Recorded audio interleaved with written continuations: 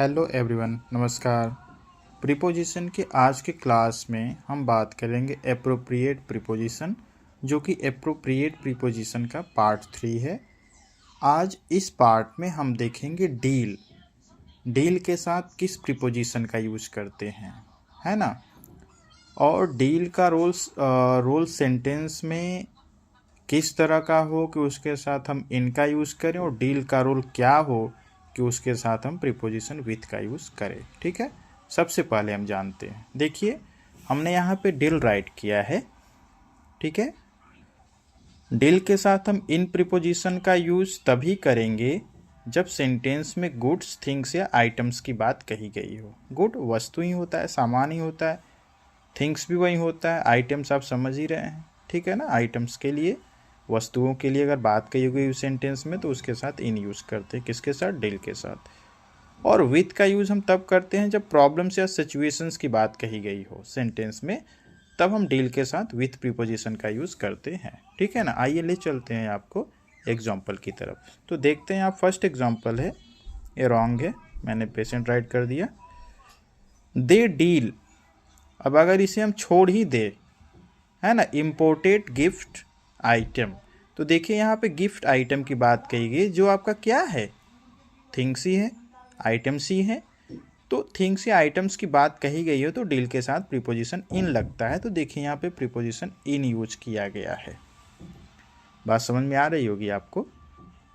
आगे ले चलते हैं। We are prepare to deal with the situation. अब देखिए यहाँ पे सिचुएशन की बात कही गई है, सिचुएशन की बात कही गई है, इसलिए यहाँ पे सिचुएशंस के अकॉर्डिंग हम विथ प्रीपोजिशन का यूज किए हैं।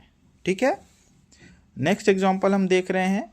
We deal in artificial jewellery. Jewellery भी आपका क्या है, थिंग्स ही है, आर्टिफिशियल ज्वेलरी थिंग्स ही है, इसलिए आप प्रीपोजिशन इन का यूज किया गया जो डील के साथ है।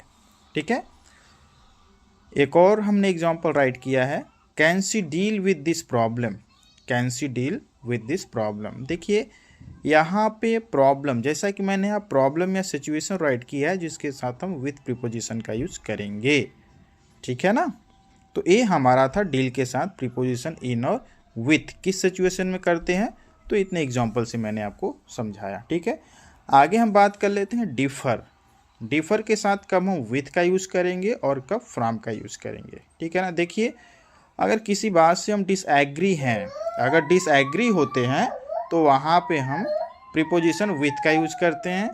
और अगर हम डिफरेंट, है ना, अगर सेंस में कुछ डिफरेंट चीज़ें होती हैं, अगर हम बात कर लें, तो वहाँ पे हम फ्रॉम का यूज करते हैं, यानी जो डिफर, अलग हो, भिन्न हो, अलग होना का सेंस अगर हो, तो वहाँ पे हम फ्रॉम प्रीपोजिशन राइट करते हैं डिफर के साथ। आई differ with them on this issue. अब देखिए, आई डिफर विथ हमने यूज क्यों किया, क्योंकि यहाँ पे हम उस इशू से क्या हैं, एग्री नहीं है।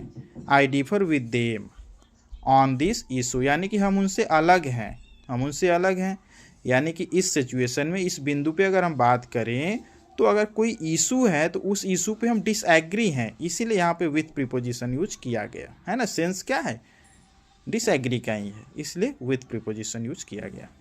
This story differ from the one given in the book. देखिए यहाँ पर क्या राइट किया गया, फ्रॉम, जो कि डिफरेंट है, यानी बुक में जो स्टोरी है उससे यह स्टोरी एक अलग टाइप की है, उसमें एक जो स्टोरी है क्या है, अलग टाइप की है, डिफरेंट है, अलग है, इसलिए यहाँ पे फ्रॉम का यूज़ किया गया। आगे क्या है, this pen differs from that one. अब यहाँ पे देखिए फ्रॉम इसलिए यूज़ किया गया कि यह जो पेन नहीं है, this pen differ from that one, उसमें से क्या है, अलग है, एक पेन उसमें से क्या है आपका, अलग है, यानी कि डिफरेंट है, बिल्कुल अलग है, इसलिए यहाँ पे फ्रॉम प्रीपोजिशन का यूज़ किया गया। ठीक है ना। तो आज की क्लास में हमने ये देखा, एप्रोप्रिएट प्रीपोजिशन की जो क्लास है उसमें हमने डील और डिफर के साथ किस प्रीपोजिशन का यूज़ करते हैं। तो ये बड़े आसानी से आप इसको समझ सकते हैं कि डील का यूज़ अगर गुड, थिंग्स या आइटम्स की बात कही गई हो तो इनका यूज़ करते हैं, जब प्रॉब्लम या सिचुएशंस की बात कही गई हो तो वहाँ विथ का यूज़ करते हैं। ठीक उसी तरीके से डिफर, जब डिसएग्री की बात कही गई हो सेंटेंस में तो वहाँ पे विथ यूज करते हैं, अगर डिफरेंट हो, अलग होने के सेंस में बात कही गई हो तो वहाँ पे फ्रॉम का यूज़ किया जाता है ना। तो आज की क्लास में बस इतना ही, मिलते हैं नेक्स्ट क्लास में। Thank you very much.